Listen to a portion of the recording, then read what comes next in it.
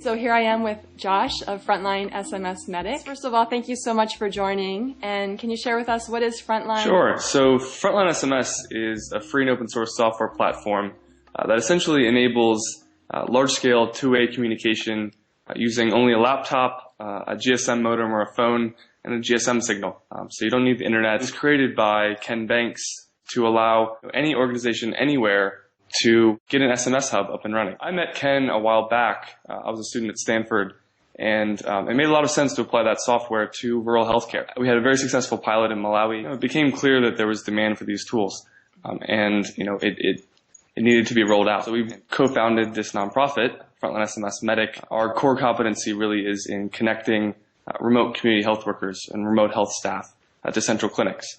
But we also do disease surveillance, and most recently we're involved with emergency response efforts in Haiti. Fantastic. How did you get FrontlineSMS Medic off the ground? You mentioned that you were in Malawi. Can you share a little bit more about that story? Sure. So I was sure I wanted to get my medical degree. I was, gung-ho on the pre-med track. I was shipped off to Malawi to this rural hospital, worked in the HIV clinic, and more than anything had conversations with clinicians and community health workers. And these CHWs were walking 30, 60 miles to deliver messages on patient statuses. And I had, a better cell reception in rural Malawi than I did in DC or SF. It was clear that we could sort of harness this expansion of the GSM networks to help coordinate care. And so we basically, applied for a very small public service grant, enough to get 100 phones, a laptop, and a plane ticket back to the clinic, and basically turn the tools over. Had you used the FrontlineSMS platform previously before this trip?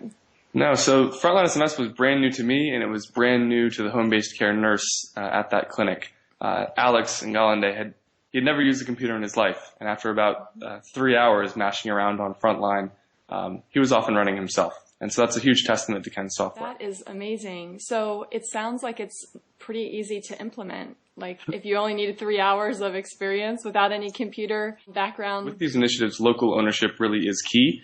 And so the level of tech support that's needed has a direct impact on sort of the success of a project long term, and also the ability for people locally to innovate. Did you find that there were any glitches or challenges along the way when it came to implementing this in the field? There are lots of challenges, right? And the challenge is really, it's not the technology that's the challenge, but making sure that the process is right. I think that once the word is out about these tools, lots of people rush to choose a product or choose a tool or even choose a technology and then try to implement it. We found the most success when you start with the need and the requirements from people who actually know them, and then toss it over to us at that point to answer questions about feasibility. When you talk with and have these conversations about the community that you're working with needs, do you then customize the platform to fit their needs? There's an intense level of customization of the programs and the actual implementation design.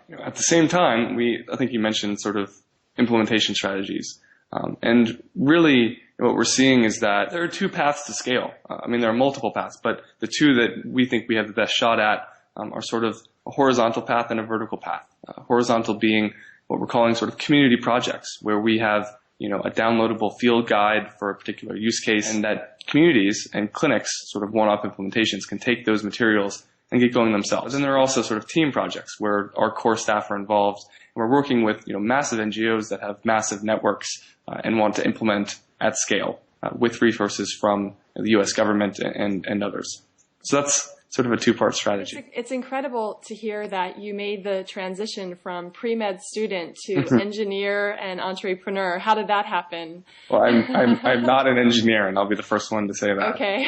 I'm very much a softie with techie friends. The tech isn't that complicated, right? And I don't know whether or not we are actually digital natives, but we grew up texting and we grew up using, Wi-Fi. I was recently in South Africa in Swaziland, and a lot of people were using Facebook on their phones. How do you see people using social networks, social media, and mobile phones together in places like Africa and other developing countries? Facebook has told us one thing. It's that, when the web is available, it will be used for social networking, period. I think that once the mobile web hits, wherever it hits, people will be using using it for social networking. It's sort of a strange, there's sort of a strange tension for us because you have different groups of people who meet, right? You have NGOs and implementers, clinicians, and people who want tools that work today and tomorrow, and they want to get it out there and they want to help serve people better. And then you have technologists who want to meet and talk about what will be available and how we can plan for the tools that will be available in 5 years.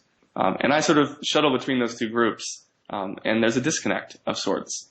So we're trying to sort of straddle that, and we're trying to make sure that we are implementing what works right now with existing infrastructure, and that means SMS. I mean, that is the lowest common denominator right now. What has been the impact to date with the implementation of FrontlineSMS Medic? How many people have you served? How much does it cost? So we're working in 10 countries, mostly sub-Saharan Africa, but also India, Bangladesh, Honduras, and most recently Haiti.